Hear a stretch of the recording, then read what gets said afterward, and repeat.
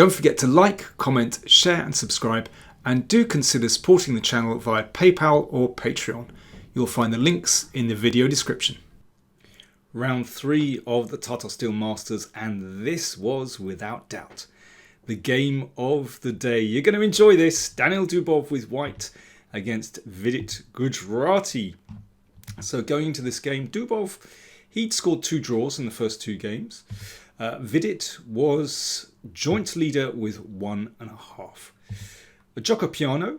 Of course, white can play knight g5 here. That leads to more forcing variations. But Dubov keeps more tension in the position.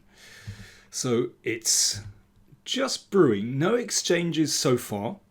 And this next move from white kind of raises the stakes a little bit.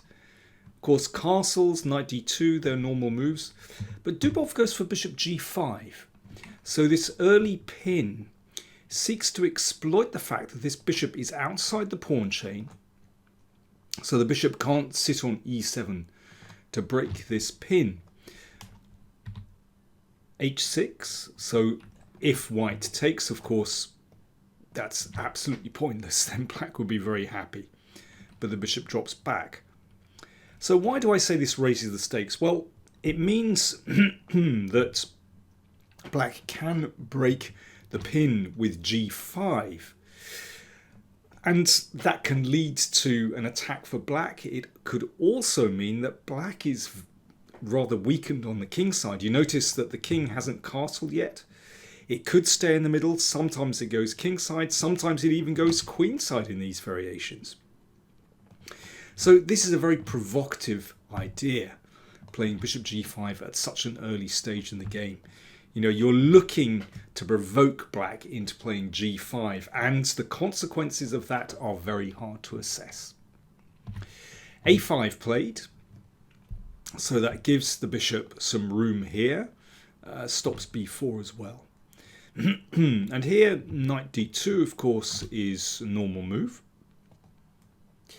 But knight a3 played. Okay, it's a little bit different. Perhaps, you know, looking at that b5 square, maybe more likely wanting to drop the bishop to c2 and then to e3, looking at these key squares.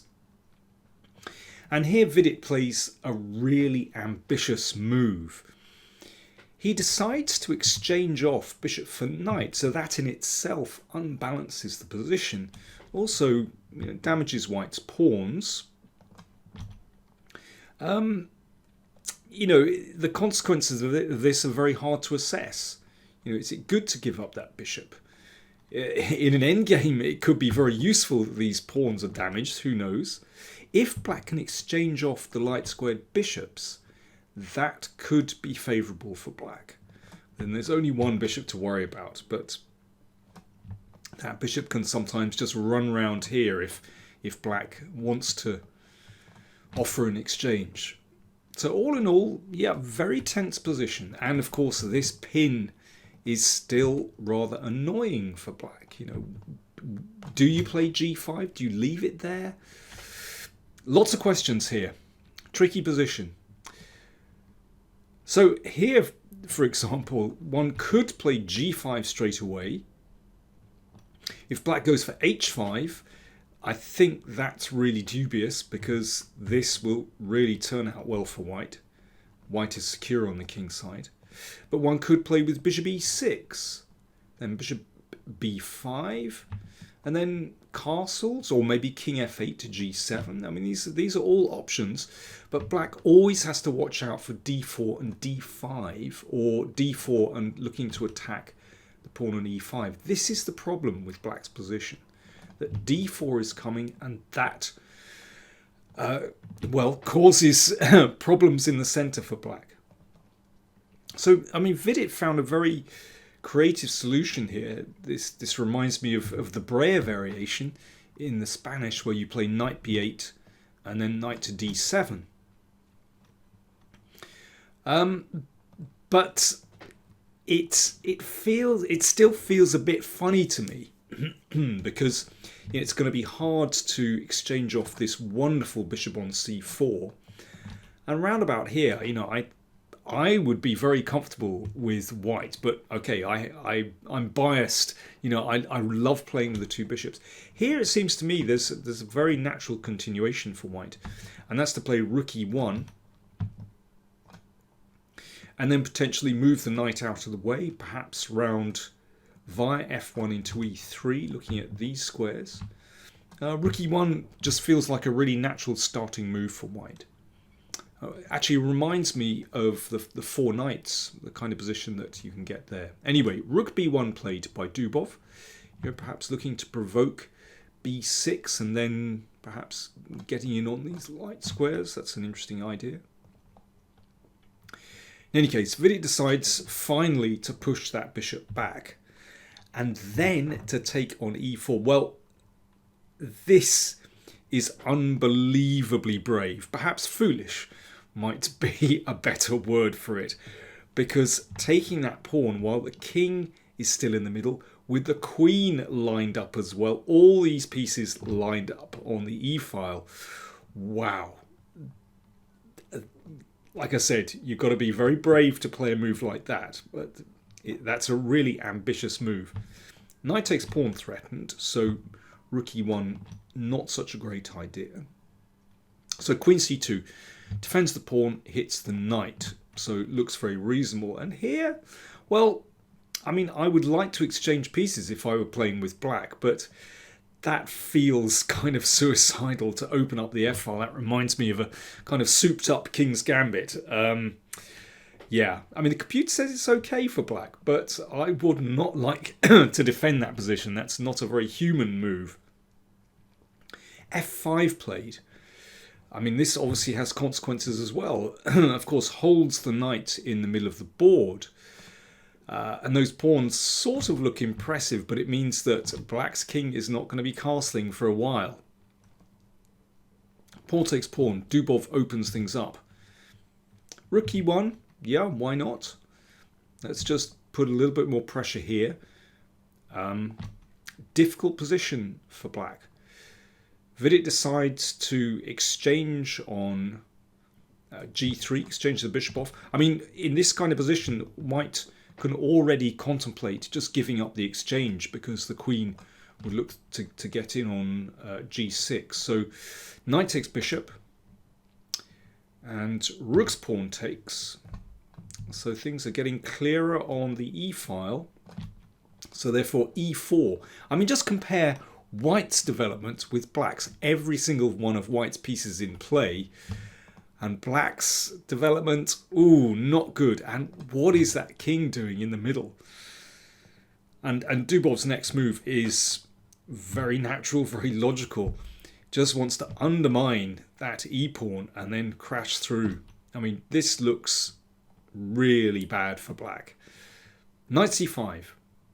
So that at least brings the bishop potentially into play and the knight covers the e-pawn, but still. Knight d4. This, to me, is a gift of a position for white. I mean, particularly for someone like Daniil Dubov, who's such a natural attacking player. You know, he was playing his moves fairly quickly, certainly quicker than Vidit, who, well, for example, over this move, he thought for 20 minutes. He played rook f8. I mean, what happens if pawn takes pawn? Well, I think there's a very simple response to that. If white can knock out this knight, then rook takes pawn is devastating, and simply knight b3, exchanging off the knight and then crashing through on e4, and the king is in massive trouble. So rook f8 played, guarding the f pawn, but it feels so wobbly. It really does. The king, of course, is never going to castle now. Pawn takes pawn, bishop takes pawn. And now a tremendous move from Dubov. He sacrificed a rook. Rook takes b7. And that means, well, let's just have a look at what happens if knight takes b7. The follow-up is bishop b5 check. So what are the options here? Well, if the bishop comes back, then rook takes pawn wins the queen. If the king comes to d8, then knight c6 check wins the queen. So the king has to step up, but then just knight takes bishop. So white is now only the exchange down, and white's attack is just fantastic here.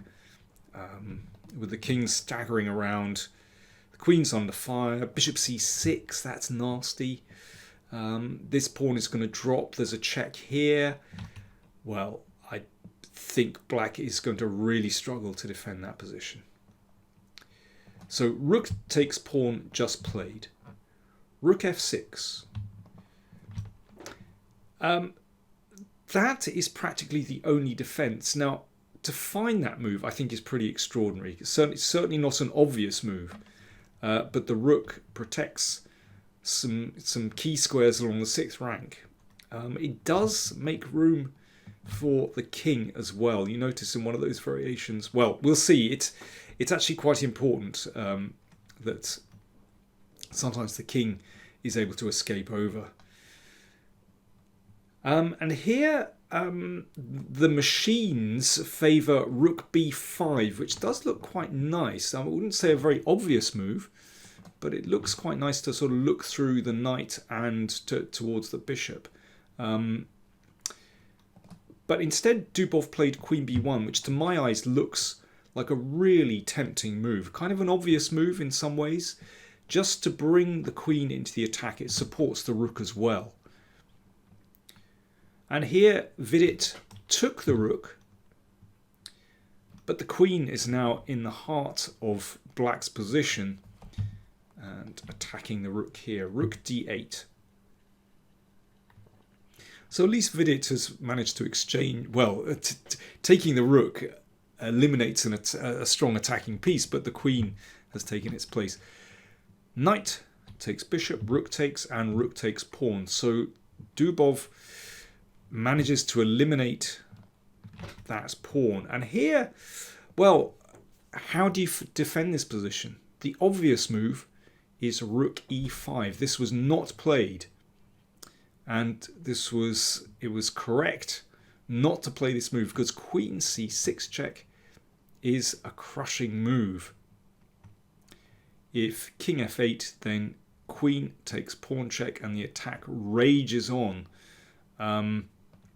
And sorry, just very quickly, if the rook steps in the way, then bishop here looks pretty nasty. There might be something better, but bishop there looks awful for black. So how does black get out of this? Well, Vidit found a way. He played rook check. The king steps up, and only then rook e5. And the difference is this, that after queen c6 check that was played, then the king can actually come to d8. It doesn't look like a very good square, but in fact it's the only move to defend. So what does white play? Well, Dubov checked, and then checked again with the bishop, and the king has to step up the board. You've got to be careful. For example, king here, queen c6 is mate, but king e6 survives for black. Queen c8 check. Again, got to make the right move here. If king d6, then this actually ends in checkmate. It's a nice mating 2 finish. King f6, only move. Queen check. The king has to get it right here. Could be all over, you know, if you get to the wrong square and then suddenly there's some kind of check, or this is very nasty. King f5, best move. And here it's Dubov that makes a mistake. He should check. And if the king steps to the right square, then it should be a draw. This will result in a draw by repetition. Still got to get it right for black. You know, if you take that rook, that's actually checkmate. And queen c6, that's a beautiful checkmate. So queen c8 with best play should result in a draw. Instead, Dubov played more ambitiously. He played f3, but this is a mistake. But Vidit had to get it right. He took. King takes, and now queen a8 check. King e3. In fact, the king is walking to safety here. The king is going to step in this direction, and actually the king is all right. You notice that white is running out of attacking pieces now. And now Vidit switches over to the counter-attack. Check. The pawn blocks, and g4 is a great move. Threatening queen h5 check. Also threatening to check along the second rank, and the king can't step up.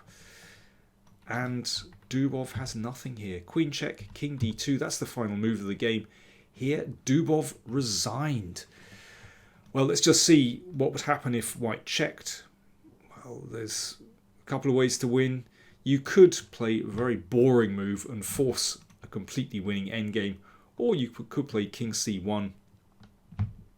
King is safe, followed by queen h5 and queen h1 mate. Your choice. Yeah, so that was the final move of the game. What an amazing defense from Vidit. And well, he said after the game that when he checked this with his computer, he was amazed that in fact he'd played the only moves for, you know, basically a whole stretch of moves, you know, practically, you know, 20 moves. He had found the best moves, and it was Dubov that cracked in the end. Should have been a draw, but brilliant defense pulled Vidit through. Fantastic. So let's just look at some of the other results of the day.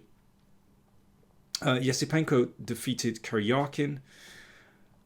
Giri drew with Mamedyarov. Duda drew with Carlsen. Quite a tense game, but Carlsen held out there. Never in serious trouble. Duda tried, but a draw. Van Foreest defeated Pragnananda. And Rapport defeated Grandelius. Well, I'm recording this before the final game is over. Caruana is pressing against Shankland. But so far, Shankland is holding firm, and he should draw that game. I think he'll draw. That's probably the commentator's curse, but should be a draw. So let's have a quick look at the standings. That means that Vidit is out in the lead with 2.5 out of 3, and there's a pack of players on 2 out of 3. You can get all the standings, all the details from TataSteelChess.com. See you tomorrow for my next game of the day. Thanks for watching.